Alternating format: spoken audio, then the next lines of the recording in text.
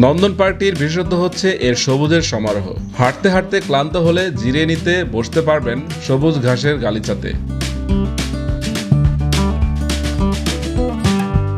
এখানে আছে আন্তর্জাতিক মানের রাইড, মানসম্মত খাবারের দোকান আর প্রাকৃতিক পরিবেশ যা দারুণভাবে আকর্ষণ করে পর্যটকদের। আপনারা যারা আমার ভিডিও নতুন দেখছেন তাদের একটা কথা বলে ভিডিওটি শুরু করতে চাই। আমি কিন্তু বাংলাদেশের প্রায় অনেকগুলো বিনোদন পার্ক, শিশু পার্ক কভার করেছি। তার মধ্যে Foy's Lake, Magic Paradise, Dinosaur Park, Chittagong চিড়িয়াখানা, Shishu Park, boat club, Comilla Dharmasagar, Sonargaon জাদুঘর, বাংলার তাজমহল উল্লেখযোগ্য। তো আজকে আমরা যাব নন্দন পার্কে।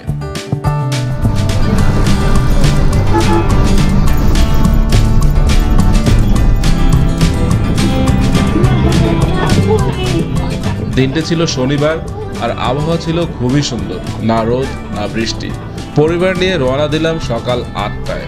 আমার বাসা যেহেতু শনিরাকড়ায়, তাই এত সকাল সকাল রওনা দেওয়া।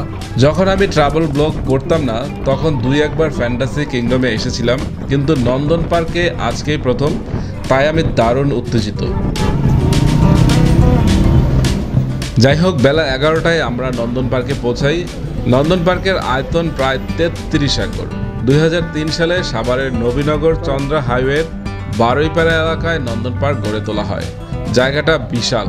নন্দন পার্কের সামনে আসতেই দেখলাম ভীষণ ভিড়। ঢাকা শহরের প্রায় অনেক স্কুল থেকে পিকনিকের জন্য নন্দন পার্কে এসেছে। আমরাও লাইনে দাঁড়ালাম। নন্দন পার্কের গেটটি আমার পছন্দ হয়েছে, ডিজাইনটা সুন্দর, খুবই ভালো লেগেছে।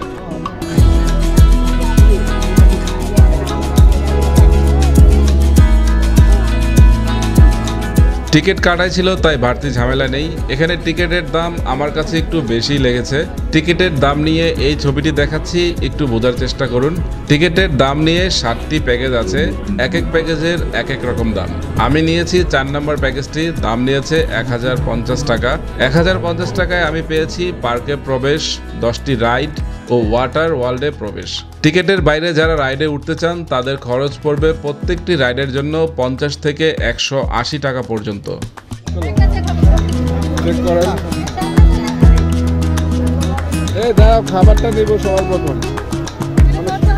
যাই হোক, পার্কে প্রবেশ করলাম। ইহিতাকে আগে যেতে বললাম। ফোয়ারাটা কিন্তু দুর্দান্ত। যাই হোক, ফোয়ারাটাকে পাশ কাটিয়ে এগিয়ে গেলাম সামনে।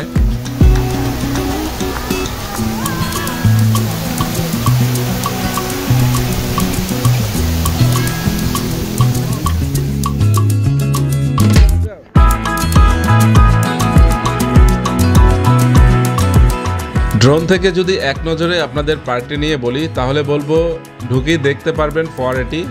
ডান দিকে গেলে পাবেন প্যাডেল বোট, দানব মানুষ, বিশাল পুকুরের পাশ দিয়ে হেঁটে গেলে গ্রামীণ একটি ছোঁয়া পাবেন, আর বাম দিকে গেলে পাবেন বাম্পার কার, খাওয়ার জন্য ভিলেজ কটেজ।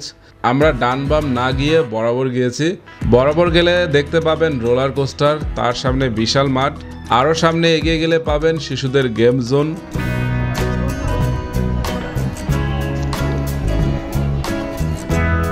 কেন সমস্যা কি?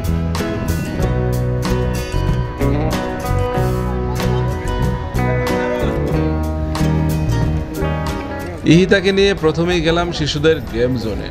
নানান রকম রাইডে চড়লো ইহিতা, ভীষণ মজা পেয়েছে, তা তার চোখ মুখ দেখেই বোঝা যাচ্ছে। এটা থেকে আমি একটা শিক্ষা পেয়েছি, শিশুদের ঘরের মধ্যে না রেখে মাঝে মধ্যে বাইরে নিয়ে যেতে হবে, তাতে তাদের সব দিক থেকে বিকাশ ঘটবে।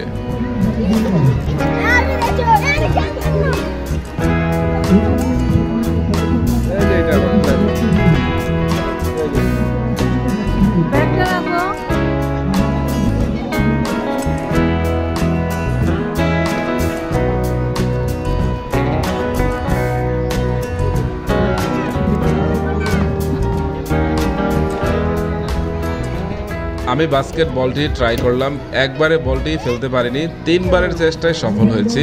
যাই হোক, কিডস জোন ফেলে রওনা দিলাম প্যাডেল বোর্ডের উদ্দেশ্যে। পুকুরের পাড় দিয়েই হাঁটলাম।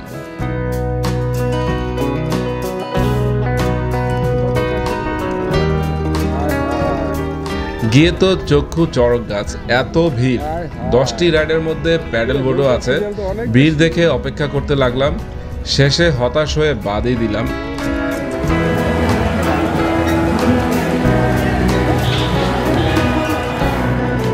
এবার রওনা দিলাম বাম্পার কারের উদ্দেশ্যে।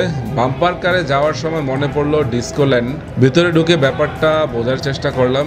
কিছুক্ষণ নেচে আবার রওনা দিলাম বাম্পার কারের উদ্দেশ্যে।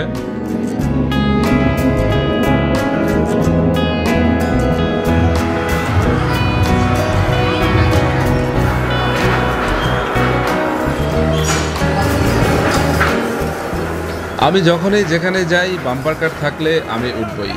আমার ভীষণ পছন্দের রাইড হচ্ছে বাম্পার কার। এটার টিকিট কিন্তু প্যাকেজের আওতাভুক্ত ছিল না, তাই বাড়তি টিকিট কাটতে হবে। আমি আর ইহিতার টিকিট কেটে বাম্পার কারে উঠলাম।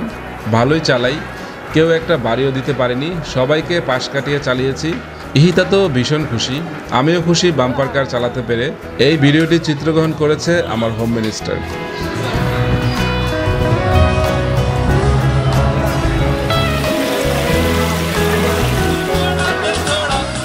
এরপর রওনা দিলাম ওয়াটার ওয়ার্ল্ডের উদ্দেশ্যে। তখন প্রায় বিকেল, ভিজবো কিনা সেটাই ভাবছিলাম। এর মধ্যে কিছুদিন যাবত ঠান্ডা লেগে গলার অবস্থা 12টা। গলায় মাফলার দেখছেন কিন্তু সেই কারণেই। তো যাই হোক, আমি আর ইহিতা পানিতে হালকা নামলাম, গানের তালে তালে পানিতে হাঁটছি। ওয়াটার ওয়ার্ল্ডের রাইডগুলোতে ওঠা হলো না, টাকাটা একদম পানিতে গেল। কি আর করা যাবে, বের হলাম সেখান থেকে।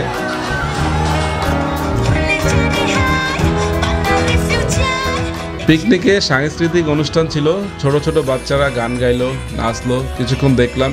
দেখতে দেখতে সন্ধ্যা হয়ে গেল, তাই বাসায় ফিরতে হবে।